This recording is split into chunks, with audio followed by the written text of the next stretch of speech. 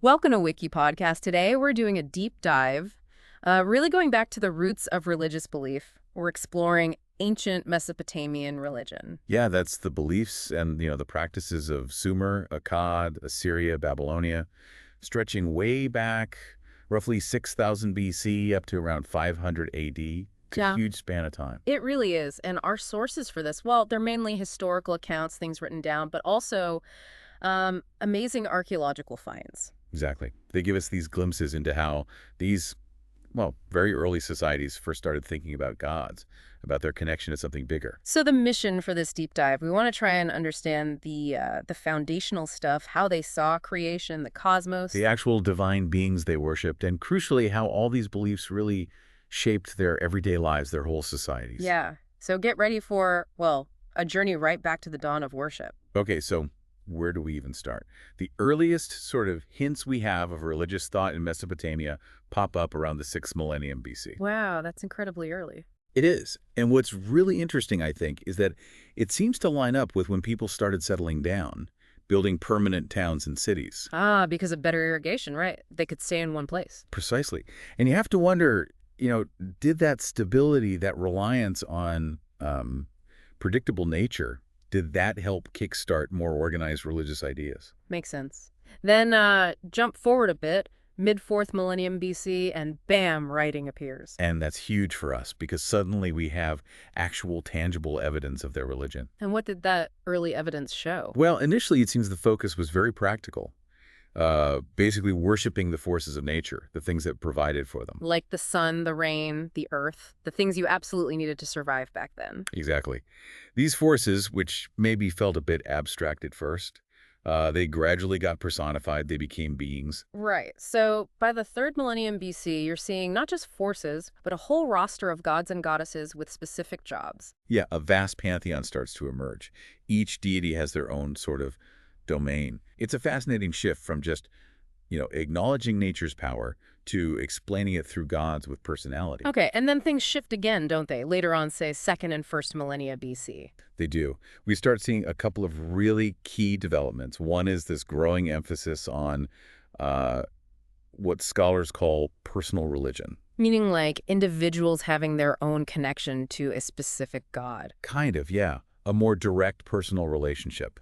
And alongside that, the gods themselves start getting organized into, a hierarchy, almost like a divine company structure. With the main god of your city or your state right at the top. Exactly. The national god, so to speak, takes precedence. And that hierarchy, well, it kind of mirrors how their own societies were getting more complex, doesn't it? With bigger states and rulers. It really does seem to reflect that. And, it's important to remember this whole religious system lasted for millennia. It only really started to decline with the spread of Christianity, mostly between the 1st and 5th centuries AD. So let's talk about the people involved. Who were they? Well, broadly speaking, we're talking about two main groups, the Sumerians and the Akkadians. And they were distinct. Yeah. Different languages. Very different. The Sumerians spoke what we call a language isolatization. It's not related to any other known language. The Akkadians spoke an East Semitic language related to Hebrew and Arabic. And the Sumerians, they were likely there first, right? Setting up the early civilization. That's the general consensus, yeah. They seem to be the founders of what's called the Ubaid period culture, and they left the earliest written records. Their culture heavily influenced the Akkadians who came later. And the Sumerians were responsible for some incredible innovations. Oh, absolutely. It's not just settling down. They were pioneers. Yeah. Writing, as we mentioned, but also mathematics, wheeled vehicles, astronomy, law codes, early medicine, advanced agriculture, complex architecture, even the calendar. They set up the first real city-states. City-states like Uruk and Ur, each with its own ruler and ensign. That's right. And that ensign often held both political and religious power. These cities were the crucibles where so many of these ideas, including their religion, first took shape. Okay, then things change again with the rise of the Akkadian Empire under Sargon, around 2335 BC. Huge turning point. Sargon unites Mesopotamia under one rule for the first time. And that must have really stirred the pot, culturally and religiously. Definitely. You get much more blending, more syncretism. The Akkadians, they sometimes tended to elevate fewer gods but make them really powerful. You start to see that hierarchical structure solidifying. Right. So moving on to their beliefs, how did they actually picture the universe, their cosmology? Did they have one big creation story? Well, not one single unified story from the very beginning that covers everything.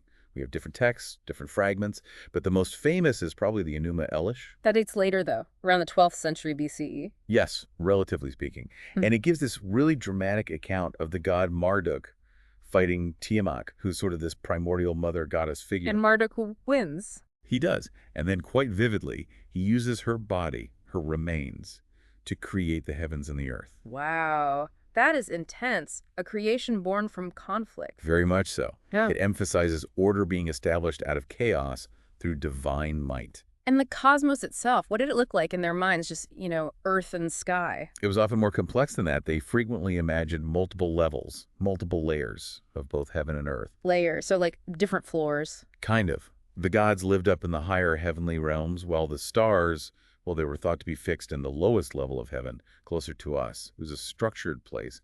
Everything had its assigned spot in the grand scheme. Okay. Now, the gods themselves, you mentioned a huge pantheon, thousands. How did they keep track? Wasn't it just confusing? Well, yes and no. It was definitely polytheistic. They acknowledged countless deities, but in practice, it often functioned as henotheism, Enotheism. meaning Yeah. meaning that while you accept many gods exist, your city, or maybe even you personally, would focus worship primarily on one or a few main gods, your patrons, your protectors. Ah, okay. So, other countries exist, but you feel loyalty to your own hometown. That's a pretty good analogy, yeah. Yeah. And we see clear examples of this. Enki was the god of Eridu, Assur was the god of the city, Assur, and later all of Syria, Enlil belonged to Nippur, Ishtar was big in Arbela, and Marduk eventually became synonymous with Babylon, So each major city had its divine champion, so to speak. pretty much. Mm. And these gods, well, they were powerful, immortal, awe-inspiring, but also very human-like in many ways. Anthropomorphic, they looked like people. Yes, they were imagined in human form, and they had human needs and, well, failings. They needed food and drink. Some myths even show them getting drunk. Ah, really? God's getting drunk. Oh, yes.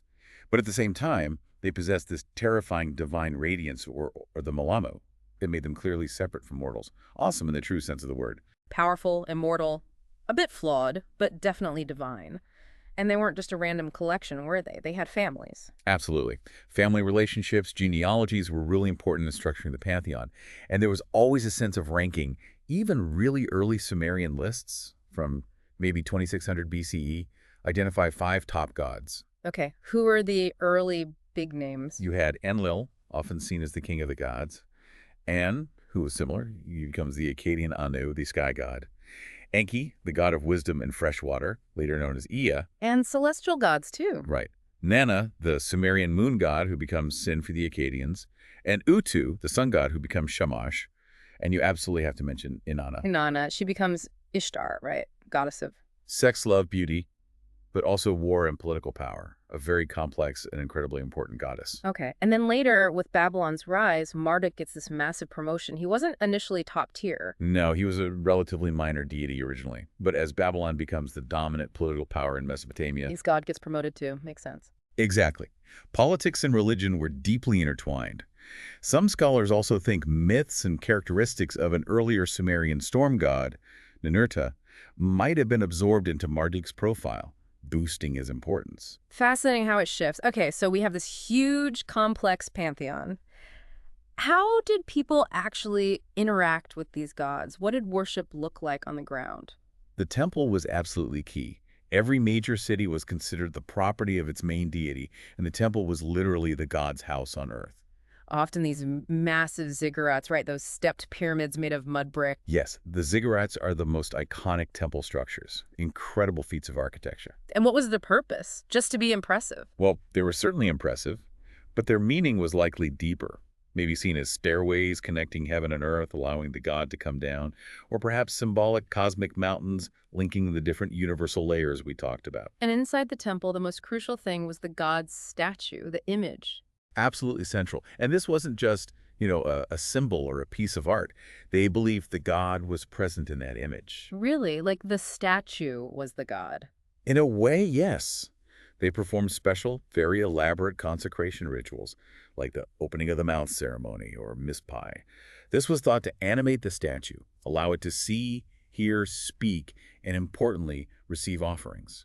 So daily life in the temple was about serving this statue. Pretty much. The priests would ritually wash and dress the image, often in luxurious garments. They'd serve it elaborate meals twice a day. Like putting food in front of it. Exactly. And they'd draw curtains around it while the god ate to give it privacy. Incense was burned constantly, music might be played, and regular sacrifices, usually animals, were performed. It was a full-time job, maintaining the god's household. And you needed specialists for that, the priests. Oh, absolutely. A whole hierarchy of priests and temple staff, each with specific duties. From the high priest down to, brewers, bakers, musicians, diviners, all serving the god and mediating between the divine and human worlds. But it wasn't only about these big public temple rituals, was it? You mentioned personal religion earlier. Right. Individuals often felt a connection to a specific personal god or goddess, someone they felt looked out for them specifically, who might intercede for them with the bigger gods. Like a guardian angel figure. Sort of, yeah. Yeah. Someone who could influence your personal destiny, you're assumed to, and you'd maintain this relationship through private prayer, maybe leaving small offerings and often having a small statue or symbol of your personal god in your home that you'd care for. So a real mix of grand public ceremony and intimate private devotion. Okay, what about morality? Right and wrong. Did they have strict rules like, say, the Ten Commandments? It seems less focused on a codified list of absolute moral laws compared to some later religions, but they definitely had strong concepts of virtue and sin. A core belief was that humans were created to serve the gods. That was our primary purpose. Your job is to keep the gods happy, basically. In essence, yes. Even people's names often reflected this, names meaning things like servant of Shamash or gift of Ishtar. And what counted as being good or virtuous? Things like upholding justice and righteousness. They had specific words, Masharu and Ketu. Truthfulness was important. Honesty, respecting other people's property and boundaries, being kind and helpful to others in the community. Basic social cohesion virtues, really. And sin, what was that? Sin, they had words like hitu or arno, was often understood as rebelling against the god's will, or sometimes just violating a divine taboo, maybe unknowingly. Unknowingly. You could sin by accident. Yes, that was a real concern, the idea of unknown sins. And sin was dangerous because it angered the gods, and that anger could manifest as punishment, sickness, bad luck, famine, defeat in battle. So you'd want to stay on the god's good side even if you weren't always sure how. What about the end game? What happened after death? The afterlife? Their view of the afterlife was, well, generally quite bleak, not very cheerful. Oh, how so? They believed everyone, good or bad, rich or poor, went to the same place after death, the underworld. It had various names like Aralu or Irkalu. And what was it like down there? It was usually described as a dark, dusty, gloomy place beneath the earth, a land of no return. The dead existed there as weak, shadowy spirits or itemu. So no judgment. No heaven for the good and hell for the bad. Not really, no. It wasn't a place of reward or punishment based on your earthly deeds. It was just the destination, a diminished, rather dreary existence for eternity. Their myths consistently show that true immortality was only for the gods. Right. Humans get one life and then dust. Did they think the world itself would end? Any eschatology? We don't find really clear, developed stories about the end of the world like you see in some other traditions. There are some hints in later texts maybe suggesting a belief that the world had a finite lifespan, but it's not a major focus in the material we have. It's just incredible, isn't it? Seeing how these very ancient people tried to make sense of everything. Love, death, nature, power. It really is.